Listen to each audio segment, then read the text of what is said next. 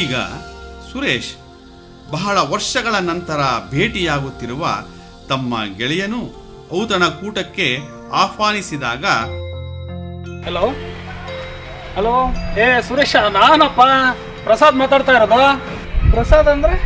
ಅದೇನಪ್ಪ, ದುಬೈ ಪ್ರಸಾದ್. ಪ್ರಸಾದ್, ಎಲ್ಲಿ ದುಬೈಯಿಂದ ಫೋನ್ ಮಾಡ್ತಾ ಇದೀಯಾ?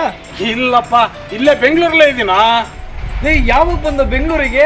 ನಿನ್ನೆ ತಾನೇ ಬಂದಪ್ಪ. ನಿನ್ನ ನೋಡಿ 5 ವರ್ಷ ಆಯ್ತಲ್ಲೋ?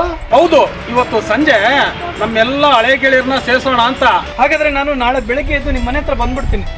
ಬೇಡಪ್ಪ, ಮನೆಗ್ ಬೇಡ, ನಮ್ಮ ಮಾಮೂಲ್ ಜಾಗದಲ್ಲೇ ಸೇರೋಣ.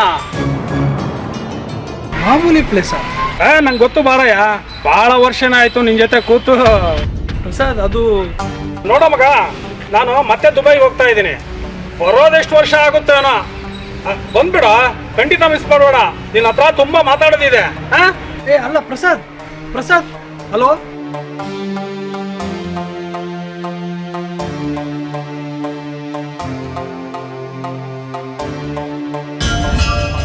ನಾನು ಹೋಗ್ಬೇಕಾ? ನಾವಿಬ್ರು ಮುಂಚೆ ಅದೆಷ್ಟು ದಿನಗಳು ಕುಡಿತಾನೆ ಕಳೆದಿದ್ದೀವಿ. ಹೋಗದೆ ಇದ್ರೆ 5 ವರ್ಷ ಆದಮೇಲೆ ದುಬೈನಿಂದ ಬಂದಿದ್ದಾನೆ. ಮತ್ತೆ ಯಾವಾಗ ಸಿಗ್ತಾನೋ ಏನೋ. ಹೋಗದಿದ್ರೆ ಅವನಿಗೆ ಬೇಜಾರಾಗಬಹುದು. ಸರಿ, ಹೋಗಿ ಮಾತಾಡ್ಸಿ ಬಂದ್ಬಿಡೋಣ.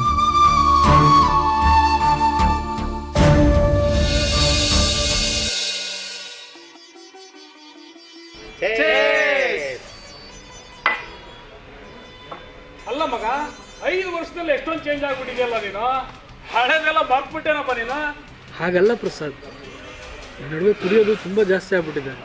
ಅದನ್ನ ಬಿಡಬೇಕು ಅಂತ ಮನಸ್ಸು ಮಾಡಿದ್ದೀನಿ. ಈ ನಡುವೆ ಕುಡಿತಾ ಇಲ್ಲ ಕಣೋ ನಾನು. ನೋಡಪ್ಪ, ನಾನು ದಿನ ಬಾ ಅಂತ ಕರೆಯಲ್ಲಪ್ಪ ನಿನ್ನ. ಏನೋ 2 ದಿನ ಇರ್ತೀನಿ, ಆಮೇಲೆ ಇನ್ನು ನಾನು ಹಠ ಇಟ್ಟು ಕೂತ್ರೆ ಅರ್ಥ ಇಲ್ಲ. ಇವನೇನು ದಿವಸ ಸಿಗ್ತಾನ? ಇವತ್ತು ಒಂದಿನ ಕುಡಿಯೋಣ, ನಾಳೆಯಿಂದ ಬಿಟ್ರಾಯ್ತು. ಏನ್ ಯೋಚನೆ ಮಾಡ್ತಾ ಇದೀಯಪ್ಪ? ಒಂದ್ ಸ್ವಲ್ಪ ತಗೊಳ್ಳೋ, ಪರವಾಗಿಲ್ಲ, ತಗೋ. ಆಯ್ತಪ್ಪ, ನಿಮಗೋಸ್ಕರ ಸ್ವಲ್ಪ ತಗೋತೀನಿ. ಒಂದೇ ಒಂದು ಪೆಗ್ಗು.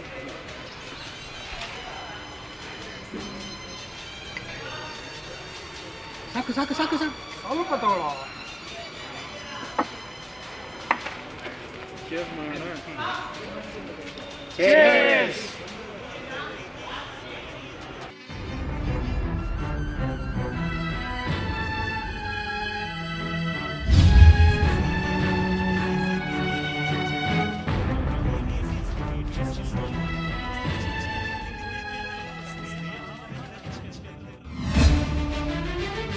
ಈ ಸನ್ನಿವೇಶವನ್ನು ದೃಢವಾಗಿ ನಿರಾಕರಿಸುವ ಮೂಲಕ ಹೇಗೆ ಸಫಲರಾದರೆಂದು ನೋಡೋಣ.